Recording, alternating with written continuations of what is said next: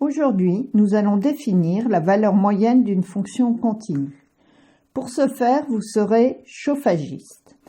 On vous donne un relevé de température ici. On vous demande de mettre un bâtiment à la température de confort, c'est-à-dire 19 degrés. Le lundi, il a fait 15 degrés. Pour passer à la température de confort, il va falloir chauffer votre bâtiment de 4 degrés. Voilà, ça correspond aux besoins de chauffage. Le mardi, il faudra augmenter la température de 5 degrés, le mercredi de 6 degrés, le jeudi il fait très froid donc on va augmenter de 8 degrés, heureusement le vendredi ça sera adouci 17, il ne manque plus que 2 degrés pour atteindre les 19, le samedi il faudra monter la température de 4 degrés et le dimanche de 6 degrés.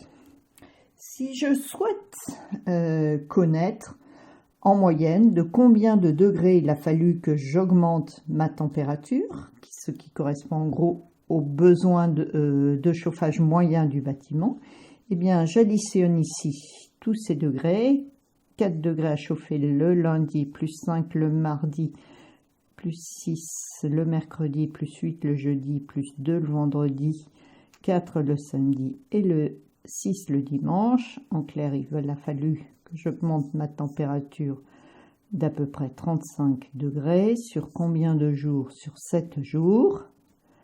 Voilà, en clair, il faut en moyenne que j'augmente la température de mon bâtiment de 5 degrés.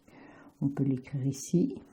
La valeur moyenne d'augmentation de la température est 5 degrés. Alors, on peut représenter ceci par un histogramme.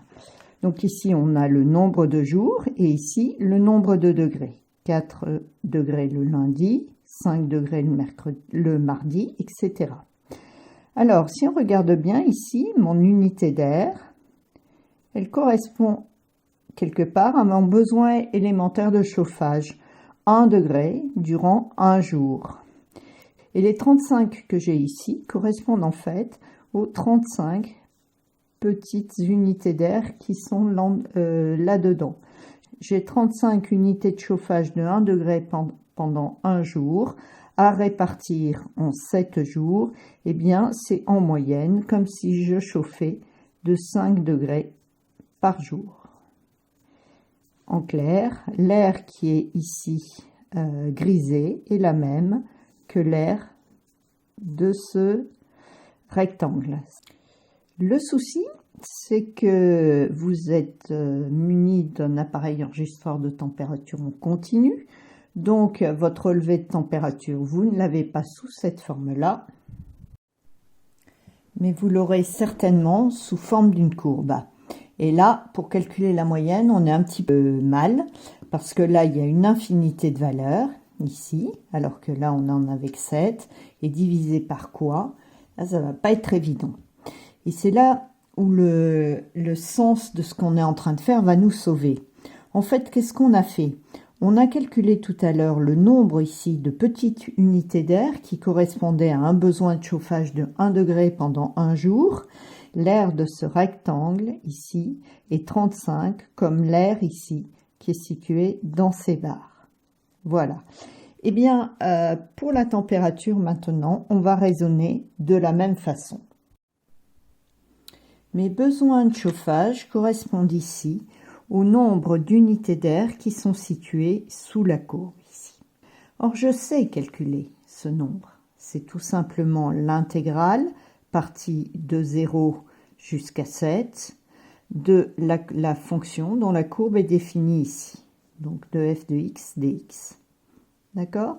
Ça correspond à l'aire du domaine situé entre les droites d'équation x égale 0, la droite d'équation x égale 7, l'axe des abscisses et la courbe.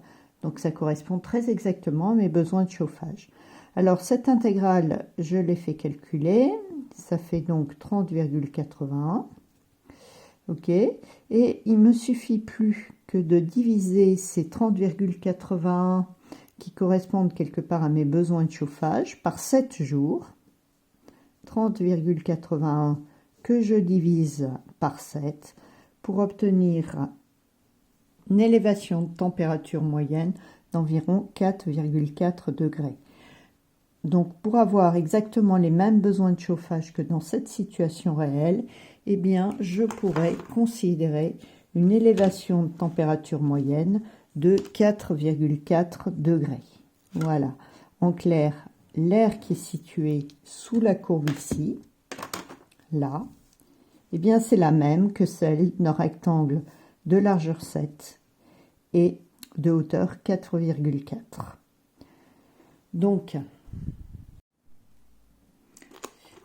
on va définir la valeur moyenne d'une fonction continue sur un intervalle AB par le nombre intégral de A à B de f de x dx, c'est-à-dire ce qui correspond à l'air ici coloré, divisé par b moins a.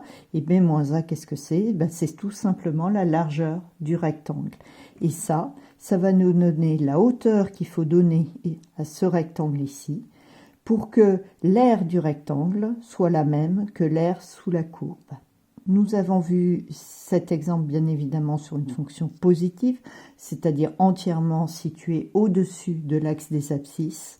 On peut étendre cette définition, et c'est ce que je viens de faire là, pour des fonctions quelconques, positives ou non, à partir du moment où elles sont continues.